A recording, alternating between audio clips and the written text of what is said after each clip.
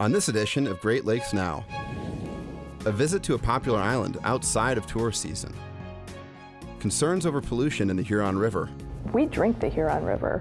That's a problem. answers to your questions about water quality, How do I know my drinking water is safe? and how one Great Lakes port just might put the sugar in your favorite candies. Anyone who's ever celebrated Halloween, you're welcome. This program is brought to you by the Fred A. and Barbara M. Erb Family Foundation, Lori and Tim Wadhams, the Richard C. Devereaux Foundation for Energy and Environmental Programs at Detroit Public Television, the Polk Family Fund, Eve and Jerry Young, the Americana Foundation, Brookby Foundation, and the Ravitch Program at the Newmark Graduate School of Journalism. The Consumers Energy Foundation is committed to serving Michigan, from preserving our state's natural resources and sustaining our future, to continuing business growth, academic achievement, and community involvement. Learn more at consumersenergy.com/foundation. And viewers like you, thank you.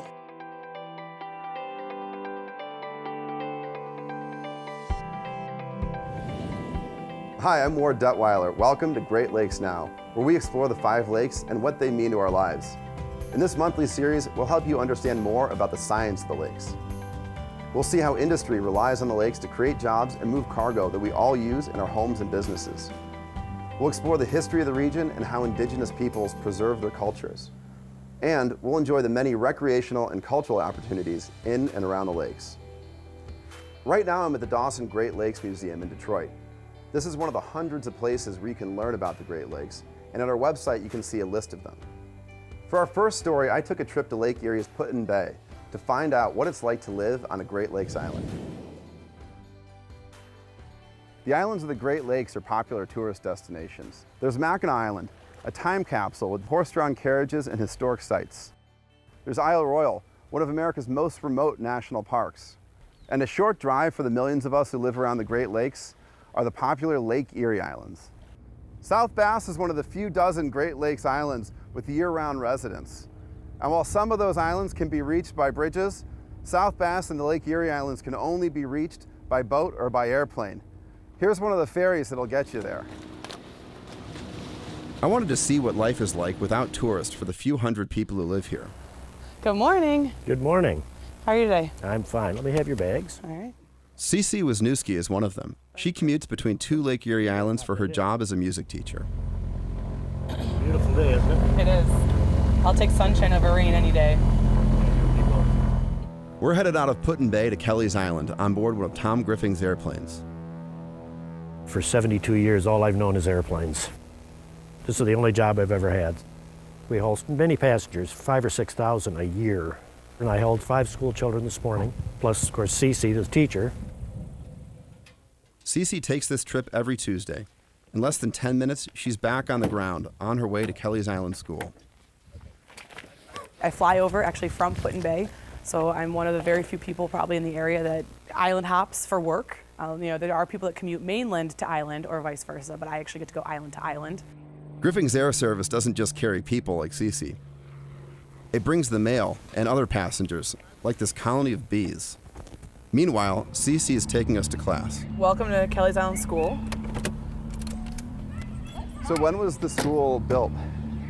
It was built in 1901, and they finished it, I think, around 1903. So the original part of the building is pretty old, and they put an addition on, I think, in the 2000s. Yeah.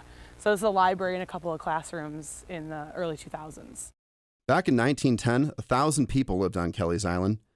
There were limestone quarries, vineyards, and commercial fishing. There used to be a lot more kids here, especially in the 1900s. I think if you actually look at the history, there's a couple different schools on the island. There were so many kids. The vineyards closed in part because of Prohibition. The quarries and fishing disappeared decades ago. The population shrunk too, but the students still get their music lessons. I come over once a week, usually on Tuesdays, and teach the 6 kids that go to school here. 6 kids? Well, there's 5 elementary and 1 high schooler. Wow. Good try, there you go. Up, down, Kelly's there you go. Island School has the smallest class size of any public school in Ohio. Local property taxes have kept it going strong. My first class of each day is 2nd and 3rd grade, so I have 1 second grader and 1 third grader. and I teach them a variety of things of singing, instrument playing, listening, and we've just started moving into ukuleles. So they're both learning to play ukuleles now. Shall I fix it, dear Henry, with what? What's your favorite thing about going to school here? Quiet. There's so many animals in nature. And you can ride your bike around with nobody around sometimes. You don't see a lot of people. There's like no people. It used to be like just the people that live here plus my family, and that was everybody that were up here. Like, do you get to go over to the mainland very much? in the winter time, we can't go on the mainland unless we fly over, because then the lake freezes and the boats can't get across. We usually buy a bunch of stuff before the winter so we don't have to fly over and get stuff, but sometimes we fly over in the winter. Is there stuff you ever run out of that you really wish you had? Apples. Apples.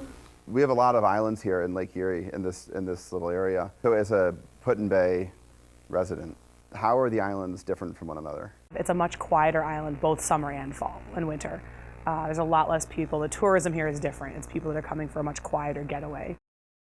Thank you so much for having me at your school. This is my first time here on Kelly's Island. Yeah, I knew that. Yeah? Yeah, thank you. So what kind of animals do you guys see on the island? A lot of deers and a lot of coyotes. I've seen a coyote before. Oh, really? Me too. I see a fox before. They smell like What do they do? at the fire department, when there's mice in there, my dad puts mouse traps, and then when he catches mice, he puts them outside so the fox can eat them. Make your warmer, colder. Found one. I found one too. The kids come in and they tell me, like, what'd you do this weekend in the middle of the winter? They're like, oh, well, we went and we shot deer and we went turkey hunting, and it's a lot more rural, even though we're only 2 miles apart from each other. And it's funny when you talk to people on the different islands, like the Put-in-Bay people say, I could never imagine living year-round on Kelly's, and Kelly's are like, I can never imagine living year-round on Put-in-Bay because of just the difference in lifestyle.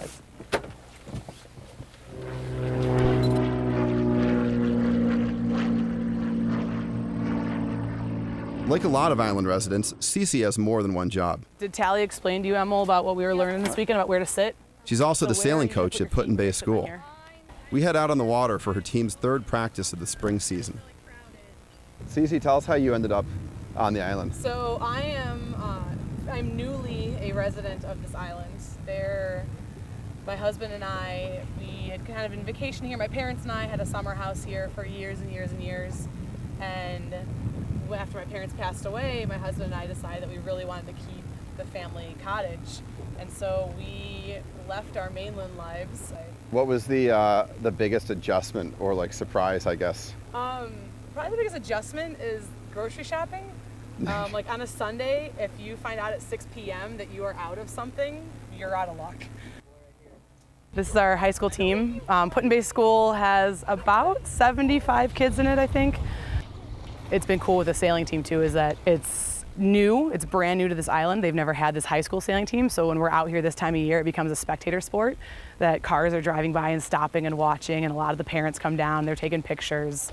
There's been a lot of really positive feedback from it and a lot of really great support from the school and the community. Good, now switch it, Emil, switch it, yes!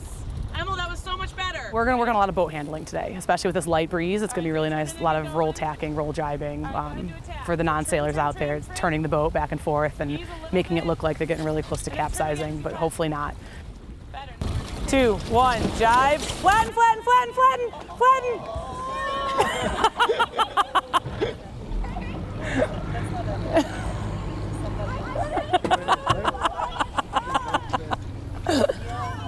Now the trick is that Macy stays completely dry. Yes!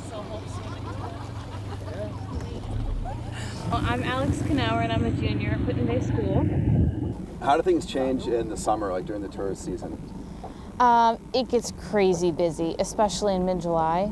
The biggest difference is the amount of people that's on the island.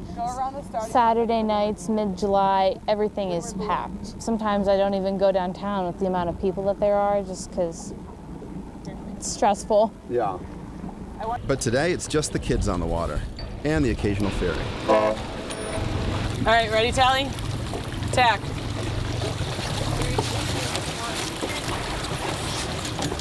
Head up. There you go. Better. My name is Tally Steidel. I am a sophomore at Put-in-Bay High School. I have been living on the island for 13 years now. I was from Russia, and then I got adopted when I was 3, and I came here to Put-in-Bay, and now I'm 16, and I'm having a great time on the island. I work at the boardwalk, and I cook for them. I get a lot of big skills in life with meeting people and working.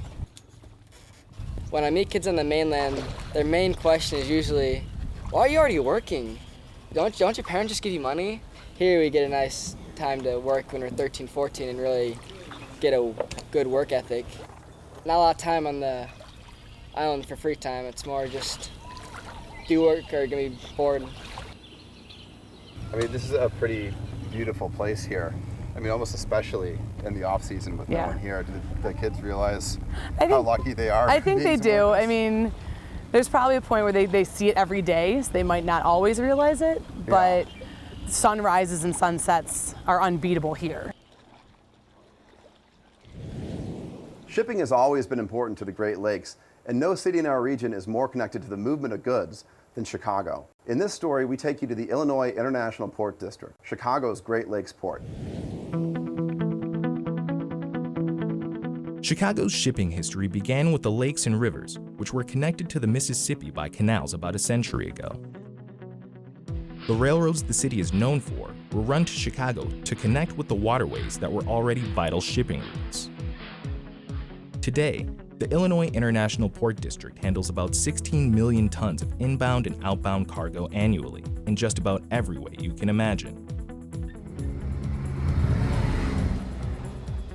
Clayton Harris III has been the port's executive director since 2016. We're the greatest multimodal facility in North America, and we look at all modes of transportation outside of air here at the Illinois International Port District. So 6 of the 7 Class 1 railroads. We're looking at interconnectivity with 6 to 8 U.S. highways, interstates. And we're looking at 2 waterway systems. It's just awesome to be here. The port itself includes 2 main sites where the Calumet River meets Lake Michigan. Our Iroquois landing site is about 190 acres. This is at the southwest corner of Lake Michigan and the opening of the Calumet River. Then about 6 nautical miles southwest is our Lake Calumet facility. Also on the shores of Lake Calumet is the port-owned Harborside International Golf Center. The golf course used to be the city of Chicago's landfill, and once it was regulated and capped, they put a world-class golf course on it. When you look at the port itself, you might not see what you're expecting. I think a lot of people in their mind, when they close their eyes and they think of ports, they think of containers and a container port. We are not a container port. So if you were just to come here and to look at the port, you would see a lot of commodities on the ground, and people might not think that that is what a port looks like or that that's sexy. But really, when you see these commodities, what you're looking at, or what you should be able to see, is the economy growing. Coal, cement, steel, salt, and lumber all move through the port. Enough volume to support over 6,000 jobs and almost $500 million in direct business revenue.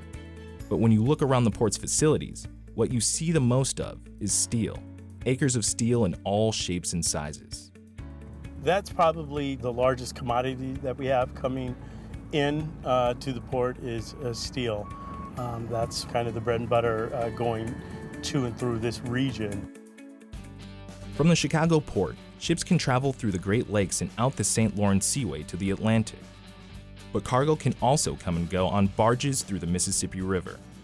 We are a Great Lakes port, and we take in international ships that come to and through the Great Lakes, but we're also an inland rivers port, so we get a lot of barge traffic. And how that makes us unique is we can accept materials and commodities that still come up and connect to the Gulf of Mexico so we can get the Panamax commodities that are coming through the Panama Canal that are coming up through the Gulf, because once they are offloaded and put onto barges and come up the Mississippi and ultimately the Illinois River, they can also come to our facilities. And how that helps us out on the Great Lakes is when the St. Lawrence Seaway shuts down and the other ports go down for those 2-3 months, depending on how long the winter lasts. Up here, we stay open because we can receive barge traffic all year long. And, of course, since this is Chicago, the port also connects to rail lines stretching coast to coast. We're also unique in this port where 6 of the 7 North American Class I railroads come into this port. And I don't think there's another port that has more independent rail lines that come in. Cement, lumber, and steel from the port may have gone into your house, but there's one commodity the port deals with that might have gone into your mouth. We bring in a lot of sugar into the Illinois International Port District, and that sugar is processed and then sent over to create Tootsie Roll. And we're very, very proud of Tootsie Rolls here in Chicago and Illinois, and I'd like to say anyone who's ever celebrated Halloween would feel the same way. So, anyone who's enjoyed a Tootsie Roll, you're welcome. Last month, Great Lakes Now premiered our documentary, The Forever Chemicals, about chemical compounds known as PFAS that are contaminating groundwater around the region. There are dozens of contaminated sites around the Great Lakes, and we'll probably discover more in the future. At greatlakesnow.org, we have a map where you can track PFAS news in our region. It's a developing story we're planning to follow, and today we bring you another story of PFAS in drinking water. Ann Arbor, the city of victors on the gridiron and in the water glass. We've won the state contest 3 different years, and we have a pretty good string of winning the regional area taste-off the past several years. Brian Steglitz runs the city's water treatment plant, serving some 125,000 residents. So the Huron River is the primary water supply for the city of Ann Arbor. It accounts for about 85% of our water supply, and we're a 50 million gallon per day water treatment plant. Impacting the Huron River is a big issue for us, because that's really where we get the majority of our drinking water. We drink the Huron River. I'm sitting in Ann Arbor, and I just made coffee from water in the Huron River. That's a problem. A problem reported last year by MLive's Paula Gardner after she heard there might be PFAS in the water. PFAS, actually a family of chemicals, have been linked to health problems. Liver toxicity, thyroid disease, increased cholesterol, adverse pregnancy outcomes, all the way to some interesting studies looking at effectiveness of vaccines being reduced. The University of Michigan's John Meeker has learned what he can about the PFAS used in firefighting foam, Teflon, and Scotchgard water repellent. They're called forever chemicals because they don't break down and don't really go away. Several years ago, nobody had heard of this group of chemicals, right? A lot of the information is protected as trade secrets, so they have this whole operation and formula for making this fabulous chemical or group of chemicals that have all these wonderful properties. They want to protect that. The Huron River winds through southeastern Michigan, Oakland, Livingston, Washtenaw, Wayne, and Monroe counties, all the way to Lake Erie. The tip about PFAS was right. Gardner traced it to a factory in Wixom, upstream in Oakland County. I requested some documents, and we found out an auto supplier, part of a major company, was dumping PFAS, just like the tip said. It was 28,000 parts per trillion of PFOS, which is extraordinarily high. And in turn, the wastewater treatment plant was sending, after dilution, at least 280 parts per trillion of PFAS into the Huron River. A few hundred parts per trillion might seem low, but the maximum concentration that can legally be put into surface water is just 12 parts per trillion. Concerns over PFAS led to a do not eat the fish warning on the river. Over a course of probably 3 weeks, that do not eat advisory extended toward Ann Arbor and then all the way into Lake Erie. So we've got 1,000 miles of watershed now where we can't eat the fish. This is the do not eat fish consumption sign that's supposed to be over there. Laura Rubin heads the Huron River Watershed Council. We're at Ann Arbor's Island Park, across from the U of M hospital. These are the temporary signs that were put in last September when we got the first do not eat fish consumption advisory. This spring and summer, all of the partners should be putting in permanent signs. Permanent? For how long? There's no word on that. Not yet. upriver in the chain of lakes in Oakland and Livingston County, there's a huge angling population that fishes and that also eats the fish. And in our urban areas, especially around the dams, but in these kinds of parks and down through Ypsilanti, we do see a lot of anglers that are taking the fish and using it to, feed their families. At Island Park, birdwatchers lock cameras on some great horned owls, birds of prey that don't usually eat fish, but they might eat other animals that do. There's some things we know about PFAS, and there's a lot more that we don't know. And we don't know how it is building up in the food chain, especially from the fish over time. It's still safe for paddling sports, even swimming, because there's not been evidence that PFAS can be absorbed through the skin. But still, there's the drinking water. Brian Steglitz knew about PFAS before it came to town. There are other places in the country where this was sort of rearing its head over the past several years. And really here in Michigan, it started with the Wolverine site on the west side of the state.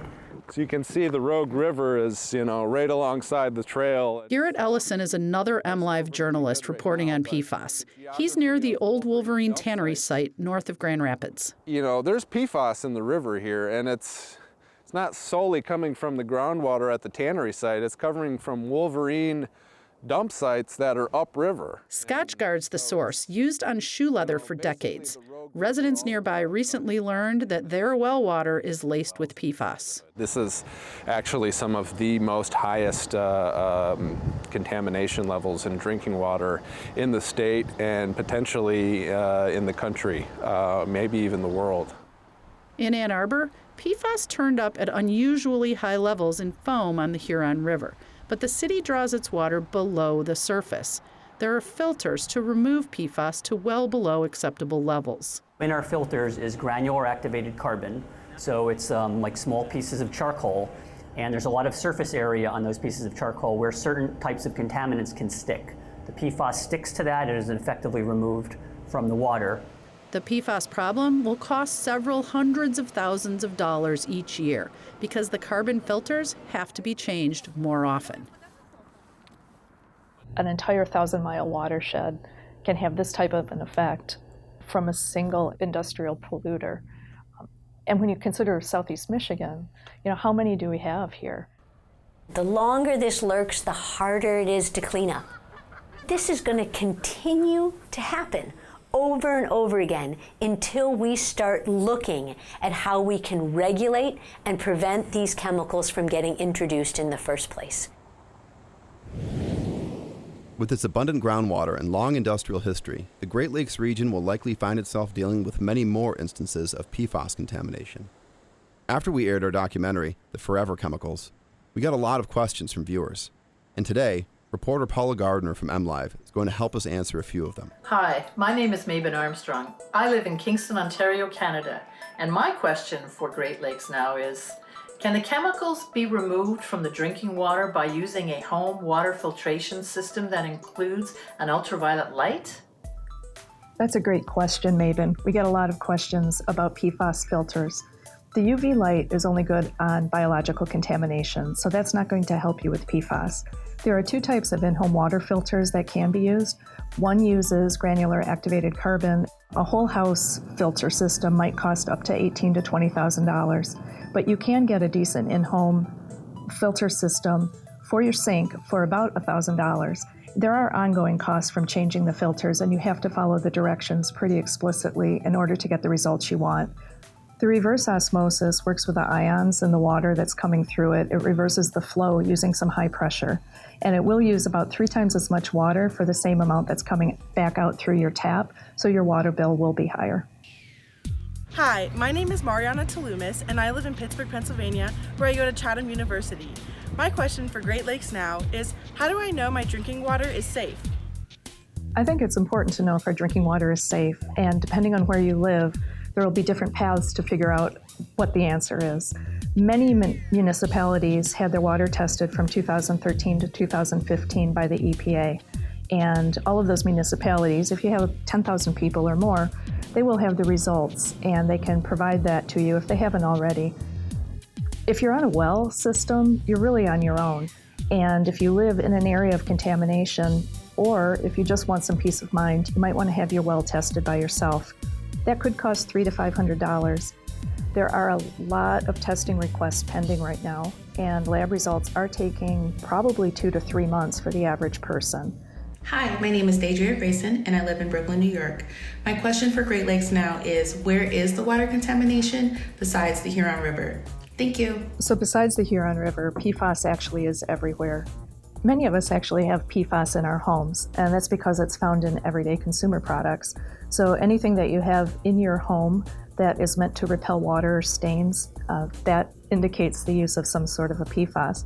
And there is a lot of attention in the scientific community and in the health community to determining which other PFAS may be causing adverse health risk to humans. That's our show for now. Thanks for being part of the premiere episode in our new monthly Great Lakes Now series.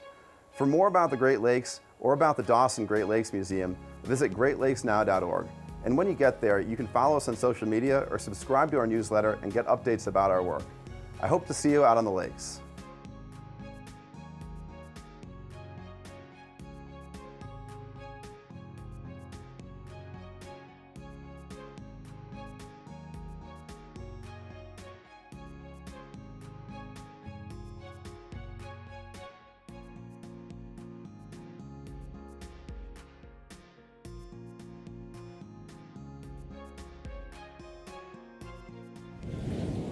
This program is brought to you by the Fred A. and Barbara M. Erb Family Foundation, Lori and Tim Wadhams, the Richard C. Devereaux Foundation for Energy and Environmental Programs at Detroit Public Television, the Polk Family Fund, Eve and Jerry Young, the Americana Foundation, Brookby Foundation, and the Ravitch Program at the Newmark Graduate School of Journalism. The Consumers Energy Foundation is committed to serving Michigan, from preserving our state's natural resources and sustaining our future, to continuing business growth, academic achievement, and community involvement. Learn more at consumersenergy.com/foundation. And viewers like you, thank you.